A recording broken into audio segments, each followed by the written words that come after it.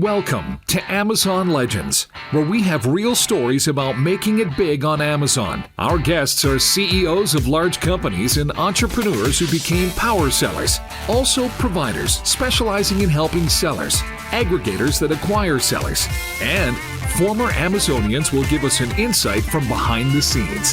Here is your host, Nick Urison. Welcome to another episode of Amazon Legends. My next guest today is someone you've got to hear what he has to say because they are new, I should say relatively new, in a space that is pretty much empty, that every seller needs. And he's going to share with us the mechanics of something very important that every seller needs. So without getting too excited and getting into the details of what we're going to talk about, he's someone who I would say grew up in the affiliate marketing space because right after college, that's where he started. And he's a native affiliate marketing guy. And today he's the co-founder and chief marketplace officer of Levanta. And this is an affiliate marketing network for Amazon sellers, with 3,000 affiliates in their network. So now you understand why he's a native expert for the space. And when he's not working, he's big into traveling with extended stays while continuing to work. So he's having his cake and eating it. And he's also a major baseball fan and also into sailing and currently working on getting certified in sailing. So with that, everybody, meet my guest, Rob Schab. Welcome to the show, Rob. Great. Thanks so much for having me, Nick. I'm doing well. Perfect intro. I'm actually traveling and working right now and getting my sailing certification. So perfect, relevant intro. But really excited to be here and meet with you and chat about affiliate marketing and influencer marketing with your audience. Hopefully we can provide some valuable insights for the crew here. Cool. So what we're going to talk about is really affiliate marketing is really part of it. But at the end of the day, this is about external traffic, because as Amazon advertising gets more and more expensive and people are looking for alternative ways to generate traffic, to drive potential shoppers to their listings, external traffic is the way to go. However, external traffic is not, first of all, easy to build. Second, it can be counterproductive because you don't know who you are reaching. So if you bring so many people to your listing, your conversion rates may suffer, and then that impacts the conversion rate. Overall, the Amazon algorithm won't favor you. So it's a delicate situation. So what I want to hear from you is, what is your approach to driving external traffic in general, and share with us your handling of different ways that external traffic can come to the individual listing. So, and also for my listeners, I want to set up what you're going to hear on this episode, rather than just hear about the things that we're going to talk at high level. You'll also be able to take away some tips and tricks, so to speak, that you can apply right away. So we will kind of fluctuate between high level, because I want everybody to understand the principle of it. And also, okay, what is involved in implementation to get the most return. So, and stay tuned and stay focused, because it's going to be a great conversation. So with that, let's jump right in, Rob. What is the approach? So give us your take on driving external traffic to Amazon listings. Sure. Yeah, absolutely. So, I mean, external traffic is a buzzword right now. Everyone's asking, how can I get more external traffic? You mentioned some of the risks there, Nick. And I think it's worth highlighting some of the benefits first before getting into how to actually get external traffic. And the benefits are some things that people have probably heard of. First and foremost, external traffic through Amazon attribution. A lot of people immediately think brand referral bonus. So that's the easy one. I'm sure most of your audience knows the brand referral bonus. It's essentially a 10% kickback that's Amazon's going to give you on any sales that you drive through Amazon attributions, external traffic, right? So that's obvious. When you have the benefits of external traffic, obviously driving net new users to see your brand, so you're getting brand awareness, but then, external traffic is also going to drive net new customers and net new sales. I mean, this is the whole purpose of Amazon. We want to drive more sales. This is a way of driving more sales. So those are kind of the two, maybe a little bit more obvious ones.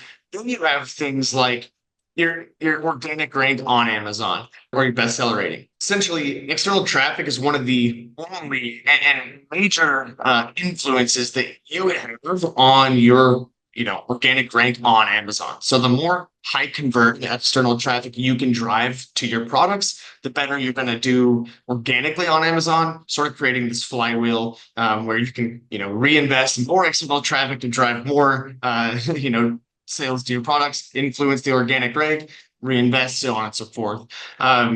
So those are some of the immediate benefits. Another one is that you can actually retarget traffic that comes through the attribution API. So any external traffic, it gives you another sort of channel for retargeting for anybody that's using DSP.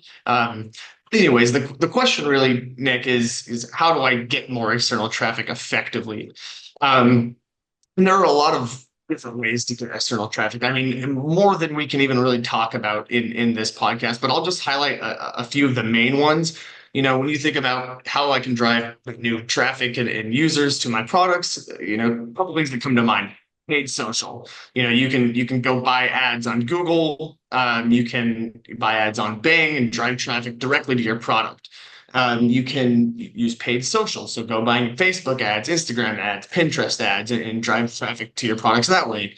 You've probably heard of SEO. You can have your own website and try to rank organically for key terms.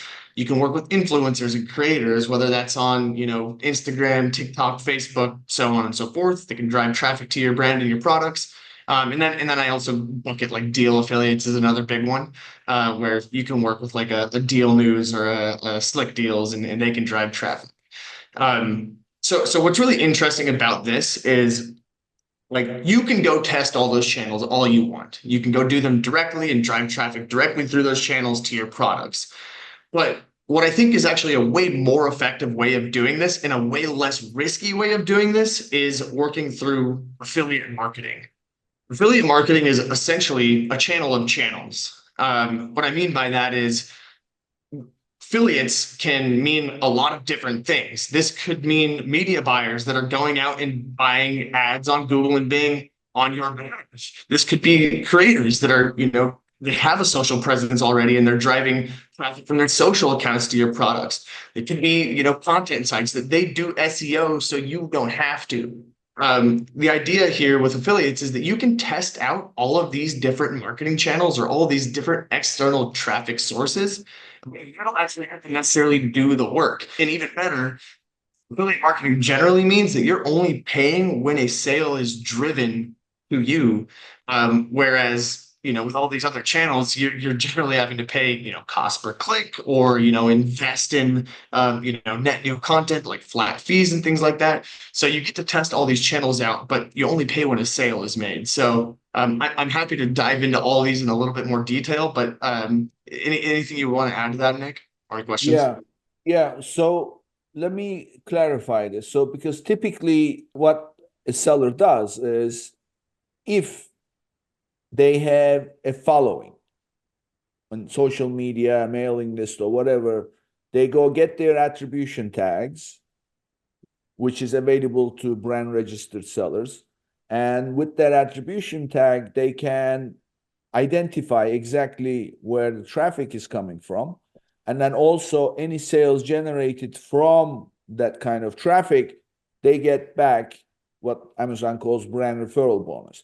So that's the most traditional way. So you insert those attribution tags inside your email, your social media posting, or whatever the case, you have the exposure. And it's basically a tag that is part of your link to the product page. So that's the most traditional way. If you take it a step further, you run paid ads, then same deal. you have an attribution tag, and then you run the paid ads. But all of these things have nothing to do with your sales. You drive the traffic no matter what, whether you make a sale or not. And in the case of your own following, obviously there's no cost to you other than just whatever you are doing to send out the email or whatever. But in the case of paid ads or anything else, you're paying it no matter what, whether you make a sale or not. So what you are saying is there is another layer between you doing whatever you're doing and the channel itself, whether it's paid ads from social media platforms or Google or anything, and it just sits in between you and the channel. And then at the same time, it filters out the pork, so to speak. If it's not going to make a sale, and they run the ads, they run the paid ads, they run it, or they may be running paid ads, or they may have their own followers that they drive or whatever, but they are affiliates, and then they get paid only when there is a sale made, right? That's my understanding. Yeah, that's a great way of putting it. I mean, you mentioned kind of all your internal channels. Like, that's one thing. Like, if you got an email list, no brainer, go get your attribution tags on that so that you can get the brand referral bonus back, if nothing else. But when we're talking about like net new customer acquisition, net new traffic acquisition, yeah, essentially, you're able to sort of create an army of marketers who are specialized in these particular focuses. Like, if you're an Amazon seller, odds that you're really good at buying ads on Facebook, no offense if you are, but the odds are pretty low. There are a bunch of affiliates out there that are really, really good at that. And hey, you've got a really good product. Well, team up with those guys. You know that they're really good at what they do. They're like your product. They can buy ads for you, and you only pay when they drive a sale. So it's a win-win partnership. So, okay, I mean, the immediate thing that comes to mind when we describe it like this, then this is like, with the exception of these affiliates paying the ads, it's the influencers. Are you describing the influencer operation? So you go to an influencer, and the influencer has his social media followers, and then they promote your product, and then they drive sales. So how is this different than just working with a handful of influencers? Yeah, I mean, I think that's definitely part of this too. I mean, you should absolutely be working with influencers. The same concept applies where an influencer has their, particular niche. They've got their audience built already, probably with a bunch of followers that you don't have on your social accounts. In fact, most definitely, sometimes tens of thousands, sometimes millions of followers that you really can only access through partnering with that influencer. So that's part of affiliate marketing. Now, one thing is, when a lot of people think about influencer marketing, they think, I got to go pay, this big upfront flat fee. I'm not going to be able to measure it, so I'm not going to know if it's a positive ROI or not. Well, shift the mindset and think about creators and influencers in terms of affiliates. Bring them into your affiliate program, work with them on a cost per sale or cost per action basis so that you can track how many sales they're driving. You can pay them out on a CPA model instead of just a flat fee. Many of them are going to be willing to do that. That's a big part of affiliate marketing in general. So yeah, you can definitely turn your influencers into affiliates. And sometimes it means a hybrid model. Not every influencer is gonna want to work on a commission only basis. Sometimes you do negotiate sort of a hybrid of commission and flat fee, but it's better than just a flat fee. Yeah. Well, look, I'm kind of looking for some opposite views to Sure. why affiliates not so favorable as influencers, but I can't find. So I'm going to give you the pro view. So first of all, you have to hunt for these influencers. So, I've had a few influencers on the show, a few influencer marketing experts on the show. So we've covered on several episodes. So the challenge of working with influencers is it's definitely worth it. But you have to get them one by one at a time. So you have to go find these influencers one by one, and then cut your deal.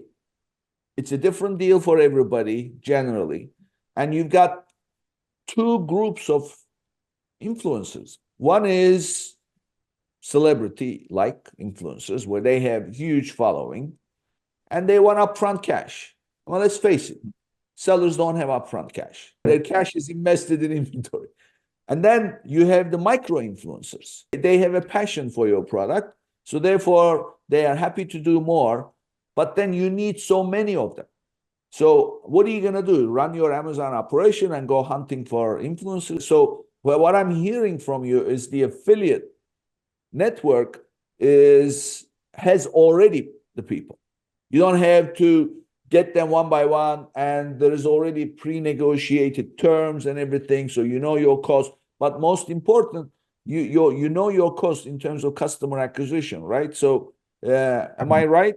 Yeah. Oh, yeah, absolutely. You make some really good points there. Especially when it comes to Amazon sellers, where a lot of times it's a one-man pop-up shop. You just don't have the resources to go recruit influencers one by one. It's generally not a scalable strategy. Now, when you look at an affiliate network, and I know we're not necessarily supposed to talk promotional stuff, but there are affiliate networks out there like Levanta, which we'll get to, where they sort of have this pre-made inventory of affiliates that are already sort of bought into this idea of working on a CPA basis. They're already bought into the idea of promoting Amazon products and using attribution links. It saves you a lot of time in trying to go hunt them down one by one. You've got a direct channel to them. They already understand how to do it. They've likely done it before. It cuts down a lot of the negotiation time, a lot of the configuration time, and it generally just makes it a lot more scalable. Now, I would still argue that maybe the long tail micro influencers aren't the best bet when it comes to scaling an affiliate program. I would start with your more strategic media buyers and content creators, like commerce content creators that do SEO, and even some deal groups or Facebook groups that have 500,000 followers, and can drop your products into their community. There are affiliates that can do or scale, with little recruitment effort from you. I would prioritize before you start trying to recruit hundreds and hundreds of micro influencers, whether that's through a network or external from a network. That's a challenging strategy no matter who you are. So start with the ones that you know are going to drive scale and revenue, and then you can always scale out the long tail from there. Okay, so yeah, because you are opening the door to a whole different world. Because I remember I used to be a seller. I don't sell anymore, but from the days that I was a seller, I was part of an affiliate network. And as soon as you register, now there's all kinds of different ways to get the most out of the network in terms of the kind of performance that affiliates look for before they decide to take you on, and also the resources you need to provide. So what I'm hearing from you is, so Amazon sellers now have a way to tap into different category of experts, affiliates in the network, where some may specialize in driving organic traffic because they happen to be very good with SEO, and therefore they have rich traffic. And then some may have expertise for driving paid ads affordably, and then you tap into them. But it's all, they do it at their expense. And then whatever they earn from you pays whatever their costs are. That's what you are talking about, right? Yeah, exactly. I mean, in many ways, you can almost think about it as arbitrage. Like, a lot of them are so confident in either their media buying skills or their content creation capabilities or the audience that they've built. They're willing to spend time, resources, and money on those things, knowing that they're going to earn money on the back end from commissions from advertisers, sellers. And yeah, that's the name of the game. Is like, that's what allows you to tap into all these different channels. these people are so good at what they do. The way they make money is by partnering with brands like your audience. So Yeah. Okay. So there are two areas that I'd like to get a very good understanding of when it comes to external traffic. One is measuring it. So because, you know, Amazon data is never 100% in terms of being able to reconcile. In other words, if you look at this report and you look at your paid search, it's so many sessions, so to speak, or so many click-throughs. When you go look at your business reports, it shows so many sessions. And there is no place for you to go see where your organic traffic is because there's no report that says here is your organic traffic. You have to kind of reverse engineer from the numbers. And in that mix, the unknown is the external traffic. So really, in my book, there are three types of traffic that as a seller that you want to know what is taking a share of the sales: paid sales, external traffic sales, and organic sales. So in this case, the way to measure external traffic is using the attribution tags. If you don't use the attribution tags, you don't know what it is. So when it becomes an affiliate network doing it for you, how does the measuring work? Let's get into that part and clarify. absolutely. So you're absolutely right in that, the Amazon attribution tags are going to be your key to measuring the unknown. Traditionally, you don't know about your external traffic, whether that's your own sources or organic, third-party sources. Amazon attribution is unlocking our ability to measure that. Now, an affiliate network like Levanta, the sort of like core functionality is plugging into Amazon attribution and using those Amazon attribution tags to be able to like segment out traffic by affiliate. So, by default, attribution tags are one per ASIN. You can create an attribution tag for this ASIN for your Google traffic, and you can create another attribution tag for your Bing traffic. Well, you can think about that the same when it applies to affiliate. We're going to create a unique tag for each ASIN for each of your affiliates. Influencer A is going to get a different attribution tag. Content creator B is going to get a different attribution tag. And that, we're leveraging the fundamental tracking that is given to us by Amazon attribution. That's tracking clicks, add to carts, conversions, sales. And then, of course, with that information, you're able to say, okay, well, on a 15% cost per sale deal with influencer A. So a network like Levanta is able to say, okay, well, if influencer A drove 100 sales over the course of this month, you now owe them 15% of all those sales.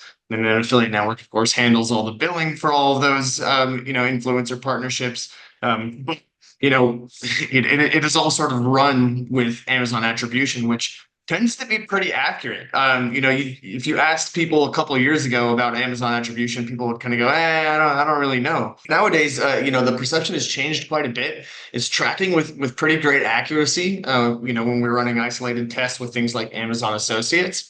And it also handles all the reconciliation with, returns and cancellations and things like that. So, you'll never really pay an affiliate for an order that was canceled or returned, which is pretty handy. So yeah, Amazon attribution is kind of your secret to all of that.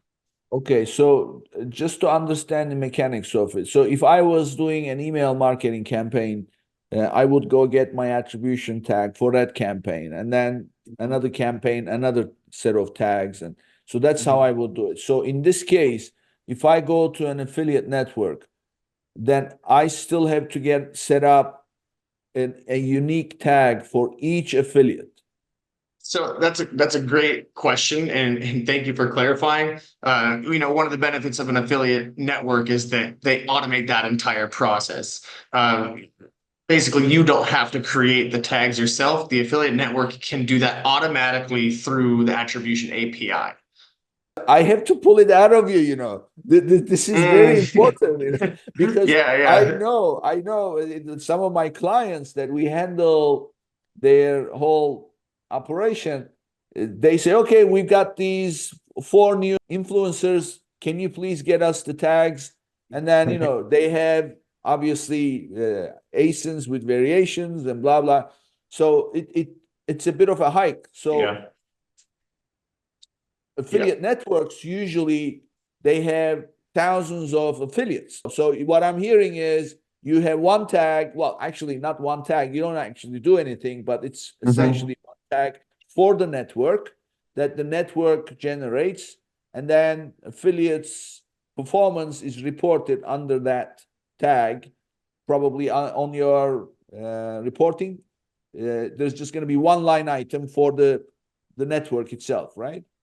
Yeah, so getting a little bit more in detail on that. Basically, you know, once you connect your Amazon Seller Central account, that gives the network access to create tags in Amazon attribution. So that shows in your reporting as one attribution campaign, but then there will be multiple tags created within that campaign. This shows up as group ID. Again, this is nothing that you have to do. This is all completely automated by the network when you connect to your account.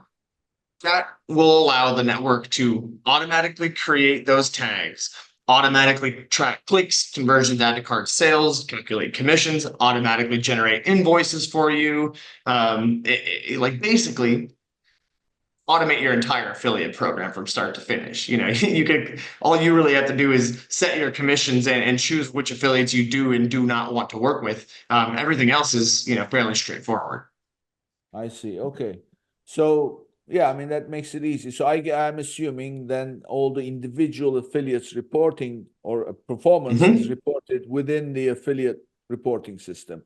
So you see the total, big picture, lump sums in Seller Central, your brand referral bonus, and then all the details are inside. Okay. Okay. Exactly. You can see things broken down by affiliate. You can see things broken down by product. You can see things broken down by product by affiliate.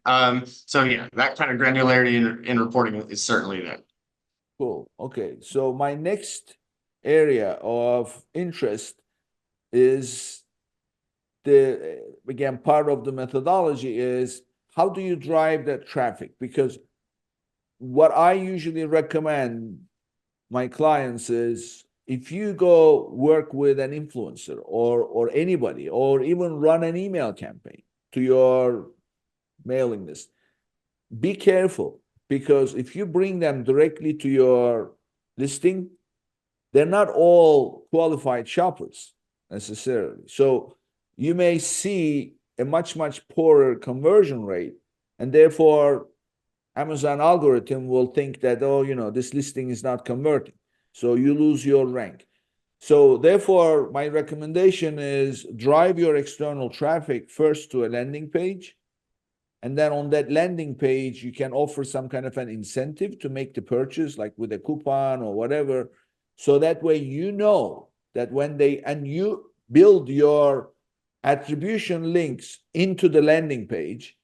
And then from there, you know that anybody is clicking it and coming to your listing is a likely shopper who's likely to buy. So therefore, you don't hurt your conversion rate. So tell me about first your take on this approach, because we're talking external traffic in general. And second, how does that apply in the affiliate network operation? Yeah, that's really interesting. And, you know, it's a tough one to, you know, get a concrete answer on without actually running some tests on the concept. I would say in general, I like the idea because there is the risk that, you know, you can drive unqualified traffic and have a potentially bad conversion rate. You do want to, you know, do whatever you can to subside that.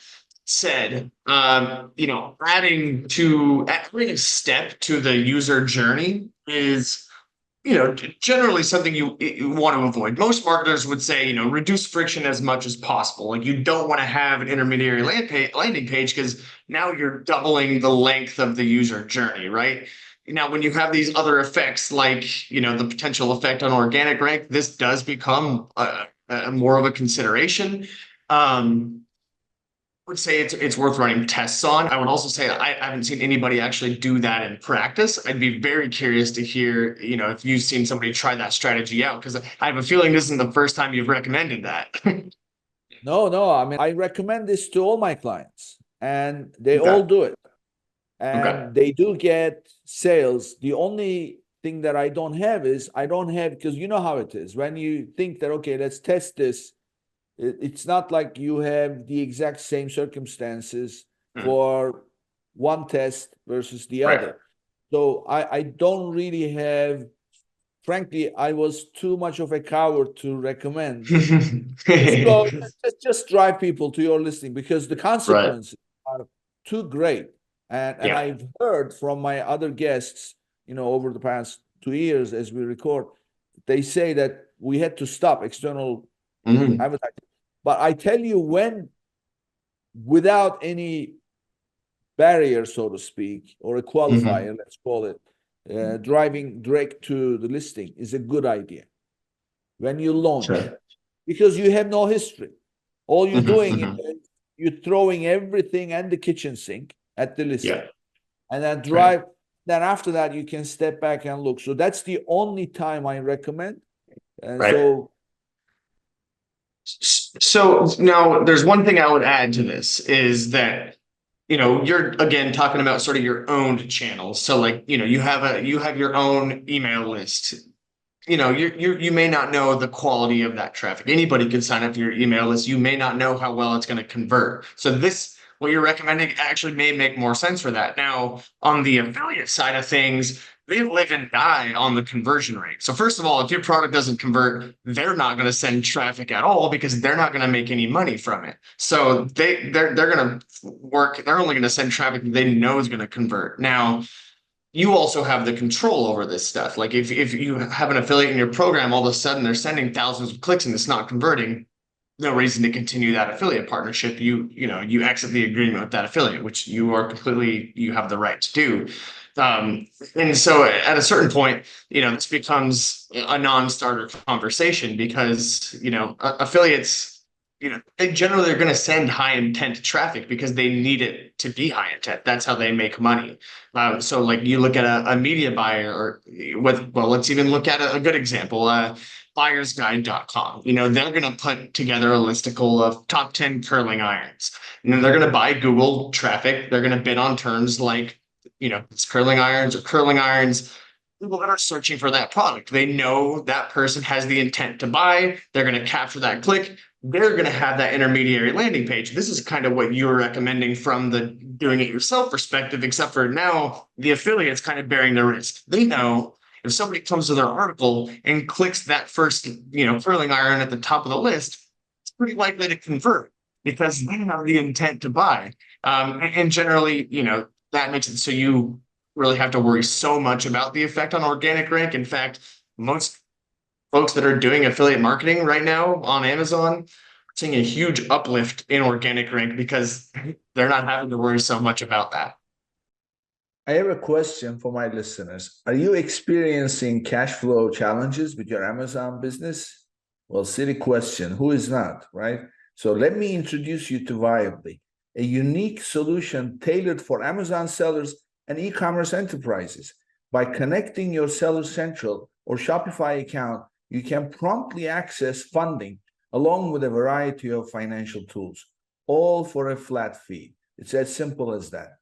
And for my listeners, they are offering an extra $1,500 in funding for eligible applications. Start your quick and easy application today at runviably.com/legends. And that's runviably.com/legends. Yeah. So really, just like being a layer between the channel and Mhm. Amazon, this affiliate network being a layer, what you are saying is they already have that layer that we ourselves are creating with that landing page. Mhm. So there is no need for two sets of layers.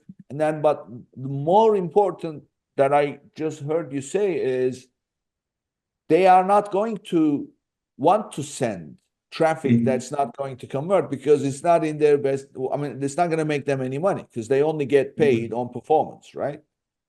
Right. Exactly. So the incentives are aligned in your direction. De-risk the situation. Yeah, I mean that makes a difference. So okay, so the methodology, if people are if they hear this conversation and say, oh, you know what, I want to do this, the methodology is very simple. Just go to the affiliate network. Don't worry about landing page. You can freely do that without a worry. And at the same time, you don't need to create attribution tags or anything as you would normally do. And just go with the affiliate network and just pick the affiliates that you want to work with, right? That's the only thing that they would need to do. And then after that, everything is reported within the network. Yeah. Yeah, absolutely. The one thing I would add in there, almost as a disclaimer, is, just because you invite an affiliate or, they apply to your program, it doesn't necessarily guarantee that they're going to promote your brand, right? Again, they need to make money. They're not going to promote every single product under the sun. So in some ways, you still do have to make a compelling case, whether that's with, a high commission or maybe sometimes sending free product or offering a deal. So there are some things you can do to set yourself apart from the competition in order to scale an affiliate program out.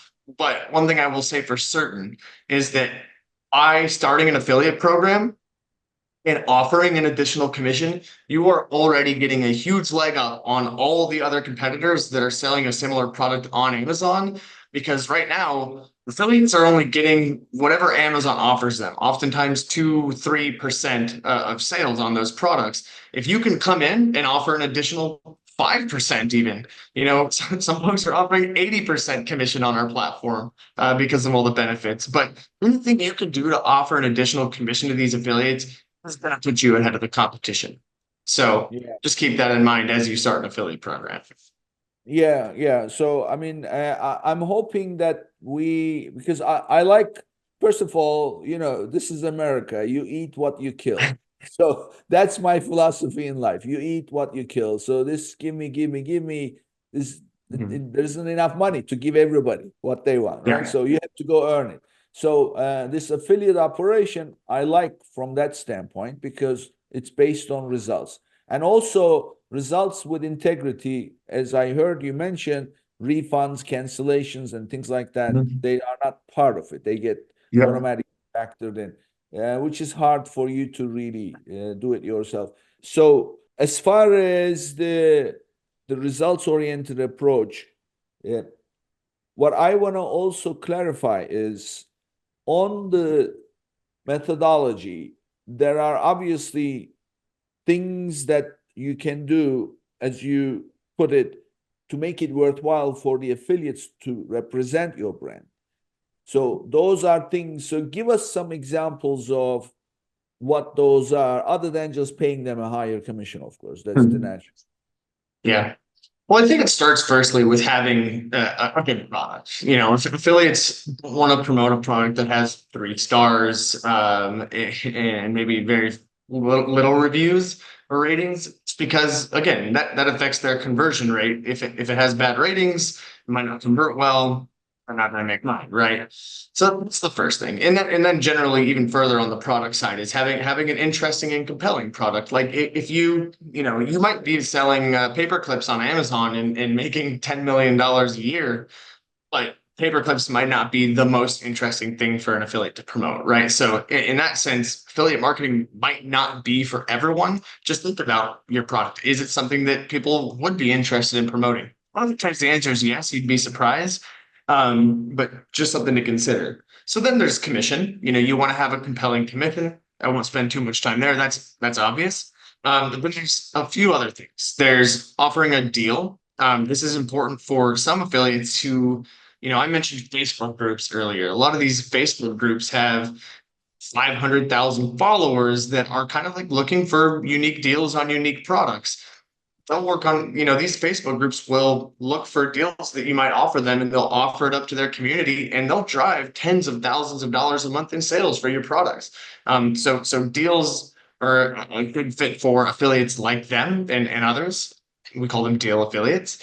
And then there's the idea of like, okay, this is affiliate marketing, this is partnerships. So, using whether it's email or using the chat functionality through a network like Levanta, you can communicate with these affiliates and build a partnership, become their friend, send them product. They're going to be more compelled to promote a brand that they like, that are treating them well, that are offering them products, that are offering them discounts and things like that.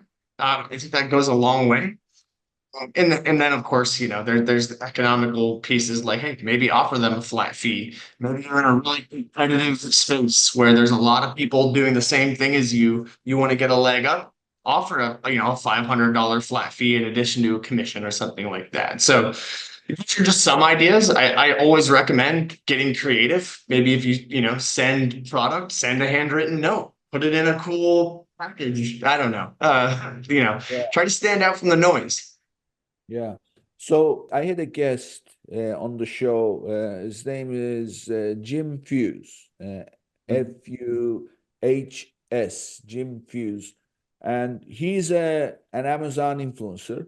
He's been doing this. He's actually a retired officer from the U.S. Marine. So a sweet guy who is extremely thorough, and he got into this after he left the military, and they've done a great job setting up everything and how they deliver value to the brands that they represent. So I asked him, what is the best way to work with an influencer? And something he said is what you just mentioned, that I want to emphasize the value of it. Other than paying flat fee and a higher commission, blah, blah, I understand that. I mean, that everybody needs to be financially incentivized. But one thing I know, people who are good at what they do and they love what they do, they don't do it for money. So therefore, they have to have a passion and they have to be incentivized. So therefore, it's important to understand that you can't just buy people who are talented. You have to really appeal to them. And what he mentioned was provide a support system for your influencers. Have regular meetings, like not, okay, let's have a meeting today. Have like a standing meetings, review the performance, ask them what you can do for them, give them perks. In other words, build some intangible value for the relationship that you are building with them. So that way they will have that passion for your products and for you, so that they say, okay, I'm going to go outside what I usually do for others. And then, so first of all, affiliates are not just numbers in a network that a seller knows. So you're telling me that they can have that relationship, right? Right. Right, absolutely. Again, this is kind of the idea of focusing on, a core group of affiliates as opposed to like trying to really like worry about the long tail of affiliates. I would say it's a good rule of thumb that 20% of your affiliates are going to drive 80% of your revenue. So focus on those 20% of affiliates, and that may be a dozen, maybe a couple dozen. And really nurture the heck out of those. It's a lot easier to get revenue out of the affiliates you're already working with than it is to get revenue out of completely net new affiliates. And some of those things you just mentioned about, really providing that support system, really nurturing that partnership, that is key to, developing an ongoing, bountiful affiliate partnership in the long term.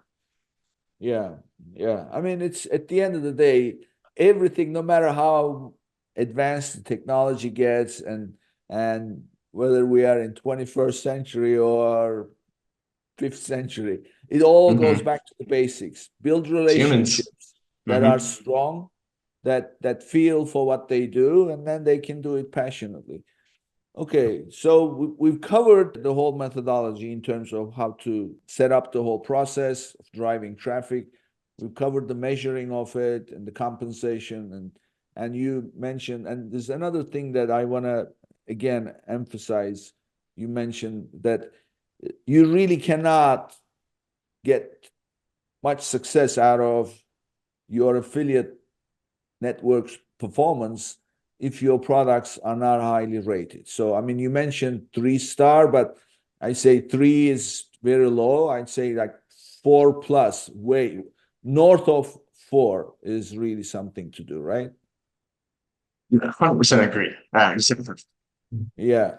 Now, I'm going to put something else in the mix for this that may be a way to leverage your affiliate operation. Product Opportunity Explorer that has been around now not too long. It's fairly new, but most people don't pay attention to it. So in Product Opportunity Explorer, if you plug in your ASIN, it immediately gives you, for that ASIN, top 90% of the clicks, how many listings are getting those 90% of the clicks. So you are able to see where the traffic is going for the ASIN you are selling. So now think about this. If those number of sellers is very high, that means you have a good place to get into, because it's not concentrated on like 10 sellers or 5 sellers or 8 sellers or even 20 sellers. But if you have like hundreds and hundreds of sellers receiving 90% of the clicks, that's a good thing. Then it gives you the number of sellers that receive top 5 listings that receive the clicks and shows their percentage. So now you are seeing now the whole spectrum. You're saying, okay, my traffic is going to X number of listings. At the same time, this number of listings receive, the top 5 listings receive X%. So if they are too far apart, that means it's a good place to get into. Why is this important for you? First of all, you can see how much of a difference this can make. But more important, as you get down, look at more information, it shows what is the average number of reviews and what's the average product rating of those listings that receive 90% of the traffic. So now you look at yours and you say, okay, I have, let's say, 180 listings getting 90% of the traffic, and their average rating is 4.2. To me, this is immediately, it's telling me there's an opportunity here, because if you have 200 listings, you have one of them, and your rating is higher than the average, so there's a good chance that your listing is going to convert better. Plus, when you look at the top 5 listings receiving, and if you see, okay, 5 listings out of the 200 only get 8% of the traffic, that's good because it's very diverse, right? So that's even better. So I think that there is an opportunity in putting some data that you would read from Product Opportunity Explorer together with your decision making. Say, okay, we are in a good space, so therefore I can bring in, because otherwise you're talking different things. And by the way, there is more data on that page. It's called Insights. And then you look at Insights and you go to the customer review insights. So the two of them you can look at together. Customer review insights just show you an overall consolidated view of what the positives, negatives, but you can see the numbers on the insights page. So as you were talking, when you mentioned she should be a 3 and up and blah, blah, I thought, okay, how do you know if you're going to be good compared to your competition, right? And who is the competition and how much? Yeah, absolutely. No, that is super interesting. And I think one thing that this can help with is not only benchmarking, like, hey, here's where you're at against the competition. You know, maybe here's what you should do commission wise to compete with similar products, but also you need to drive more external traffic so that you can increase your organic rank to become one of these top 5% earners. And again, like, you know, a lot of people are setting their commissions higher in Levanta, to the point where they're breaking even on each sale, knowing that they're going to get a huge return on that increase in BSR. So you can use those tools to essentially understand, okay, like, is there an opportunity for me to, you know, earn a lot from organic sales? If so, how do I improve my organic rank? Boom, external traffic could be your answer. Yeah. I mean, from this model, there are two things that I take away that I think, to me, they have the highest value. First and foremost, you have a performance-based compensation. So that's a big deal. And the second is it's qualified shoppers that are being driven to your listing, which is usually a challenge. And even if you put the landing page and everything, you still don't know, right? So you still don't know. But at least having those who make a living out of driving people who will purchase your product, I would trust them more than the landing page that you would put in. So from that standpoint, this is definitely a good model. So I mean, also just to confirm everything that you're saying, that I heard from other, actually way back, even like over a year and a half ago, I had a guest, and he was saying that they were seeing the BSR increase just by driving external traffic. So that makes perfect sense.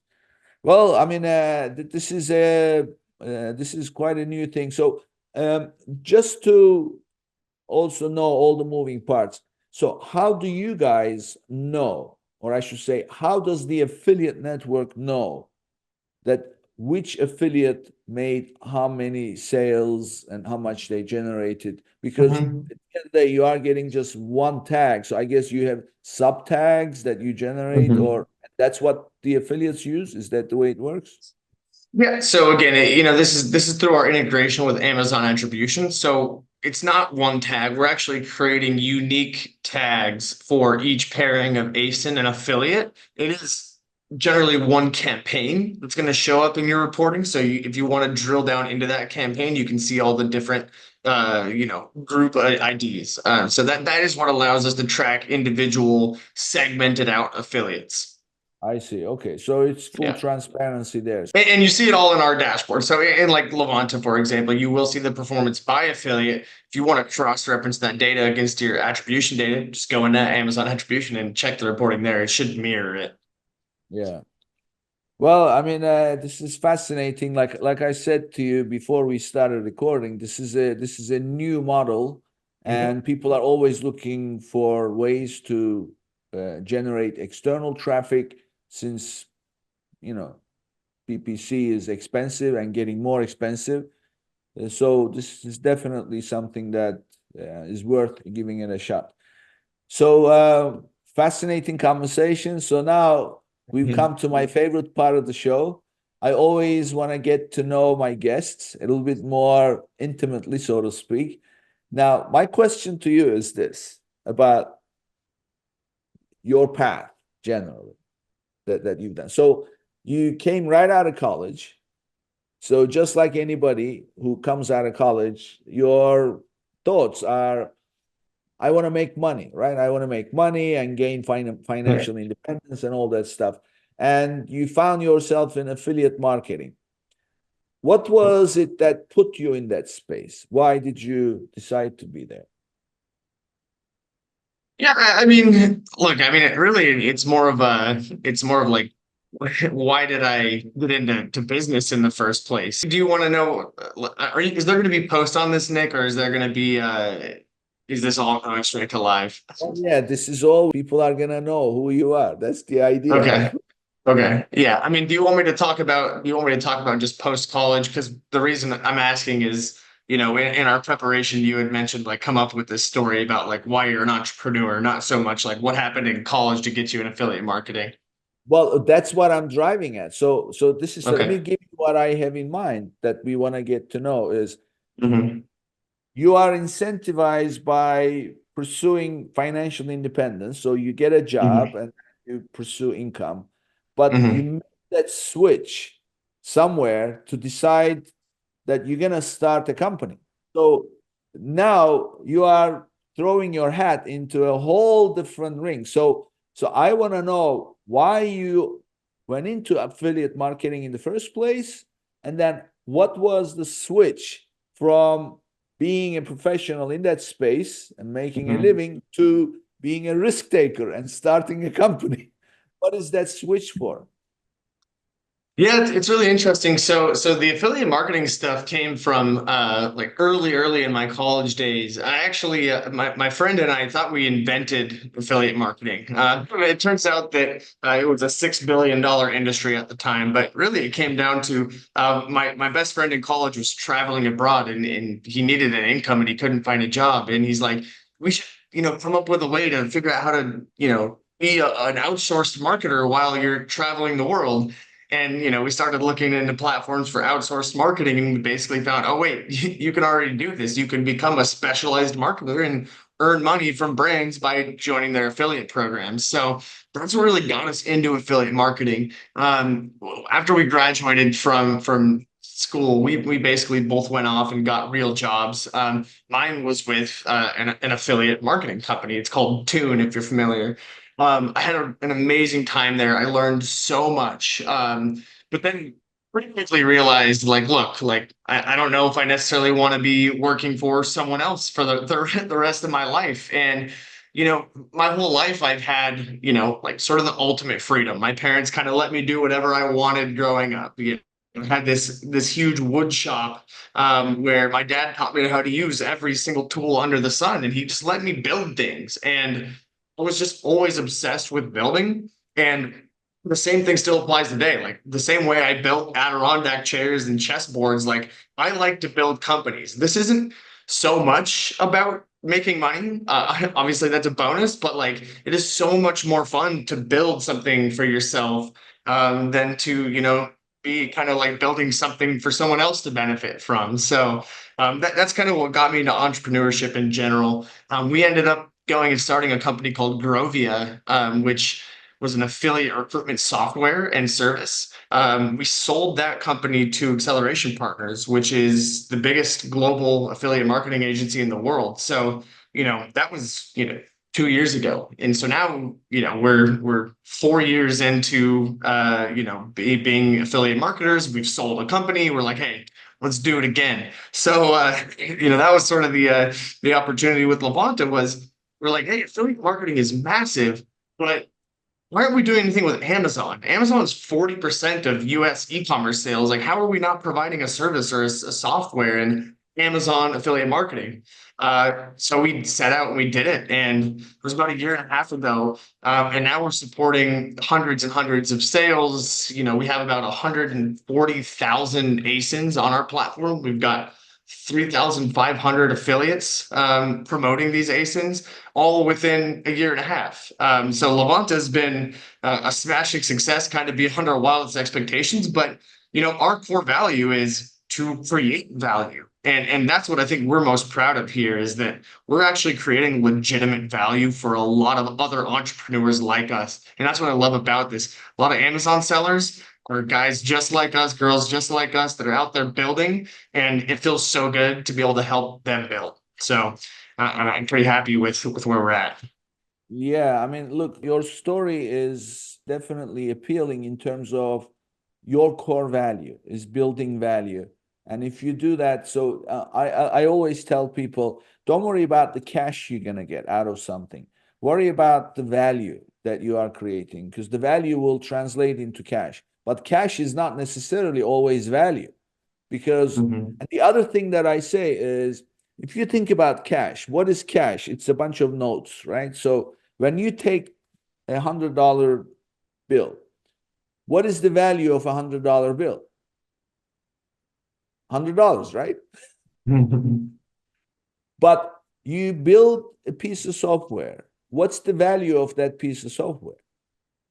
Or you create, even make it more artistic, make it have a painting. What's the value of that painting?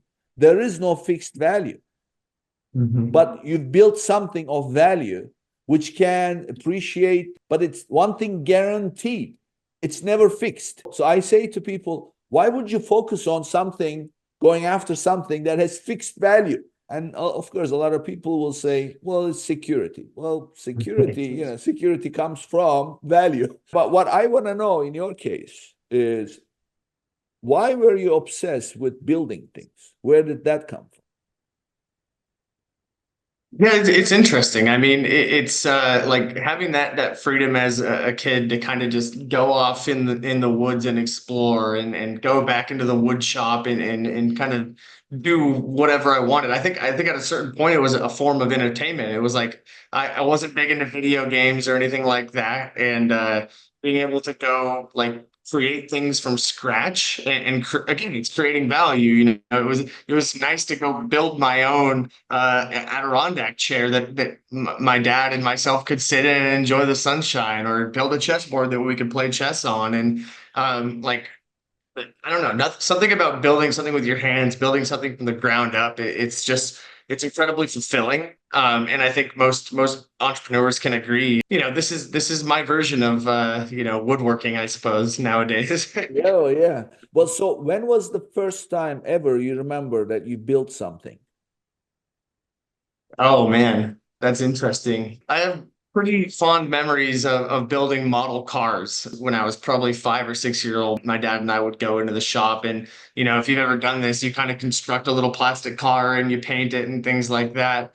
But that accelerated really quickly. From building model cars to woodworking. Eventually, I started building my own fireworks with my friend, which I don't recommend that to anybody. That got a little out of hand, but you got to see the results in a big, beautiful way. So it's kind of Yeah. fun. And so you mentioned shop a few times. So I Hmm. assume your dad had a shop already, a Hmm. workshop, and Yeah. you were hanging out. Do you have any siblings? Yeah, I have a sister. Yeah. And did she ever hang out with you, or you were just the only one in the family? Yeah, that's interesting. She wasn't building much with me. My wood shop was about 100 yards away from the house, so it was kind of hard to get to. So you never really saw my mom or my sister out there. It was mostly me and my dad and my uncles hanging out there. So So your dad really made you his company in the shop, and yeah, and through that you kind of developed that affection for the work, and then of course it showed you. yeah, So it goes back to your dad. Your dad yeah. gave you, right?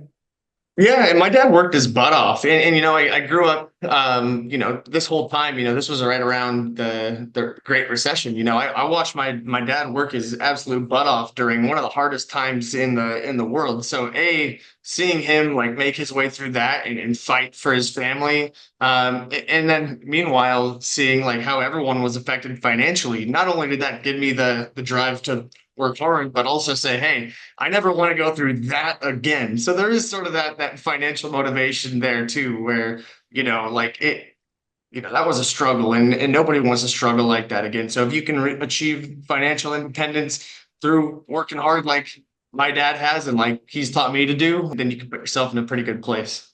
Yeah, I mean it's this your story with your dad reminds me of a line from a documentary I saw. It's a great documentary. It's called New York. It's the story of New York, and Okay. and there are several historians talk about different things happen when it was the New Amsterdam days, and then how it then evolved and blah blah, and how it became business oriented, the financial Hmm. markets and all that stuff. And this guy was talking about his dad. His dad was an immigrant, and he was the first generation.